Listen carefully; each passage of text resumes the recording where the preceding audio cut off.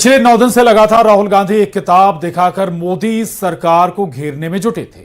सरकार ने लोकसभा के स्पीकर ने बार बार ये कहा कि जो किताब अब तक पब्लिश नहीं हुई है, सदन में उसका जिक्र नहीं होना चाहिए। लेकिन राहुल गांधी अपनी जिद पर अड़े रहे। पेंगुइन पब्लिकेशन ने यह साफ कर दिया कि जनरल नरवणे की जिस किताब का जिक्र किया जा रहा वो अब तक छपी ही नहीं है। इस बीच खुद जनरल नरवणे ने ट्वीट कर लिखा कि वो किताब अब तक छपी नहीं है, यानी कांग्रेस और राहुल गांधी जो कह रहे थे उसकी अब पूरी तरह से हवा निकल गई है।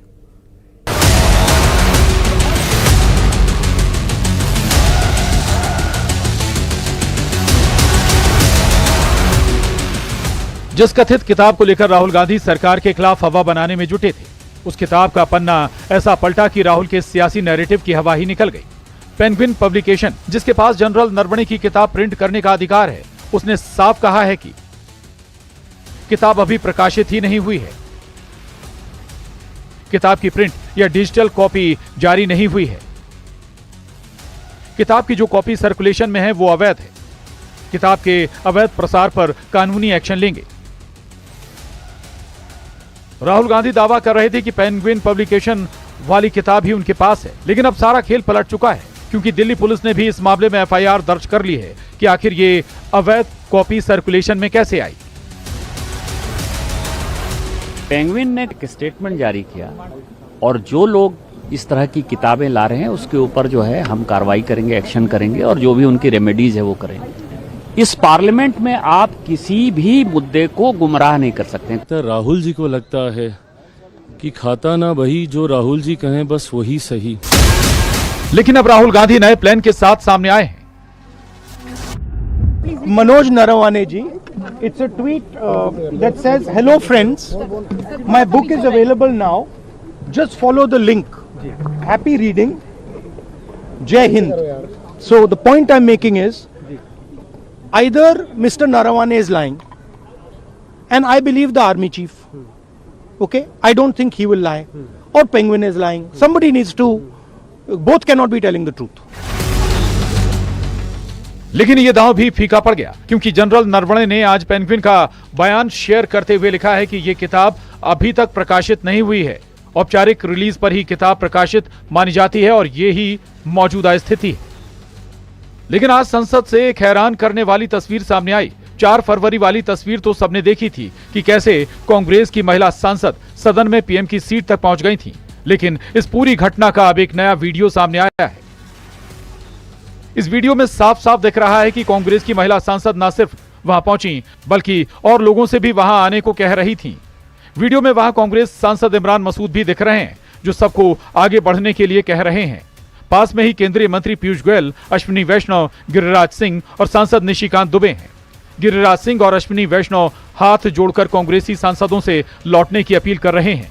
इस पूरे घटनाक्रम को देखने के बाद 2 बड़े बयान सुनिए।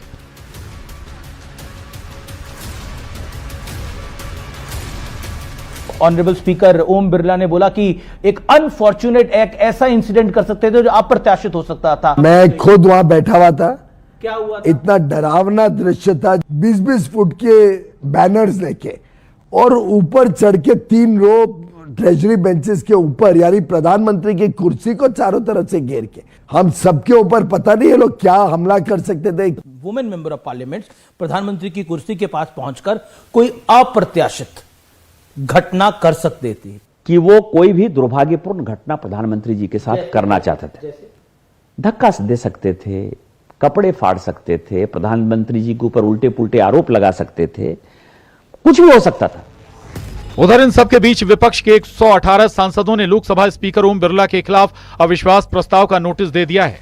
लेकिन मजेदार बात यह है कि इस प्रस्ताव पर नेता प्रतिपक्ष राहुल गांधी ने भी साइन नहीं किए हैं। वहीं टीएमसी ने भी खुद को इस अविश्वास प्रस्ताव से दूर रखा है। वहीं स्पीकर ओम बिरला ने फैसला किया है कि वो नोटिस पर फैसला नहीं होने तक सदन में नहीं जाएंगे।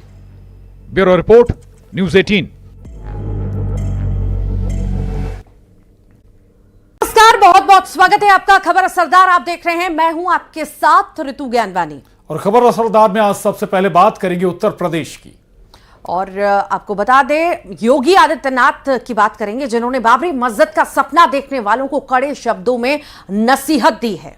सीएम योगी ने साफ शब्दों में कहा है कि कयामत के दिन तक भी ऐसा होना संभव नहीं है। कायदे में रहोगे तो फायदे में रहोगे। देखिए, हम उसको बाबरी मस्जिद पहले भी मानते थे, आज भी मानते हैं और कयामत की सुबह तक उसको बाबरी मस्जिद मानते रहेंगे। कभी कयामत का दिन तो कभी आना ही नहीं है और इसलिए बाबरी ढांचे का पुनर्निर्माण कभी होना ही नहीं है।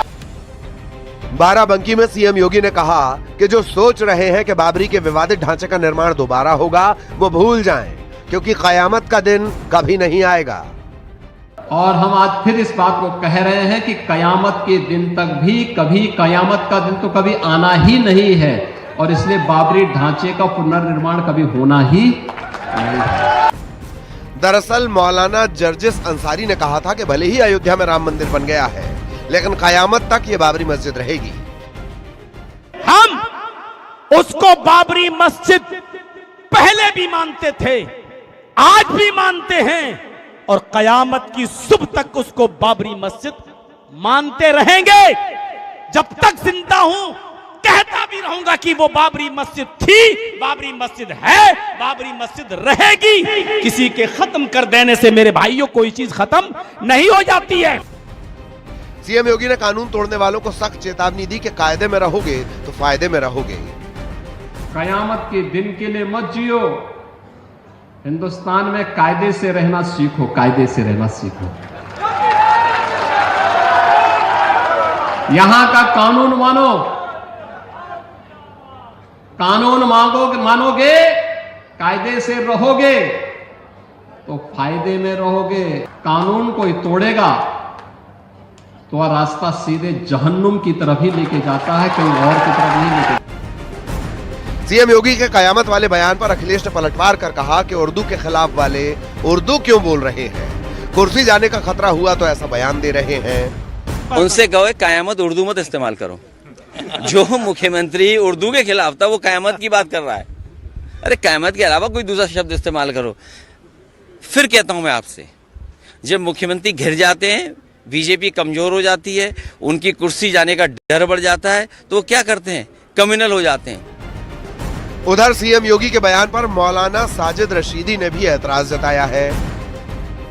लेकिन ये जो बात कही उन्होंने कि कयामत तक ऐसा नहीं होगा, बाबरी मस्जिद का पुनर्निर्माण नहीं होगा, मैं समझता हूं ये खुदाई दावा है और संविधान में भी ऐसा कुछ कहीं नहीं लिखा है कि बाबर के नाम पर कोई मस्जिद हिंदुस्तान में नहीं बनेगी। ये गैर संवैधानिक सी बातें हैं। वहीं अयोध्या के संतों ने सीएम योगी के बयान का समर्थन किया है। अगर योगी जी न्याय चाहते हैं तो जनसंख्या नियंत्रण कानून, समान नागरिक संहिता पर जोर दें जितना जल्दी हो सके। नहीं तो दुर्भाग्य है कि आज भारत में रह करके भी सर्वोच्च न्यायालय के बाद भी लोग जो है अभी भी बड़े बड़े संवैधानिक पदों पर बैठे हुए लोग, जैसे AIMIM के प्रमुख असदुद्दीन ओवैसी जैसे लोग माननीय सर्वोच्च न्यायालय के जजमेंट के खिलाफ कहते हैं कि वहां बाबरी मस्जिद थी, है और रहेगी। इस तरह का जो बयान दे रहे हैं इसको गंभीरता से लेने की भी जरूरत है।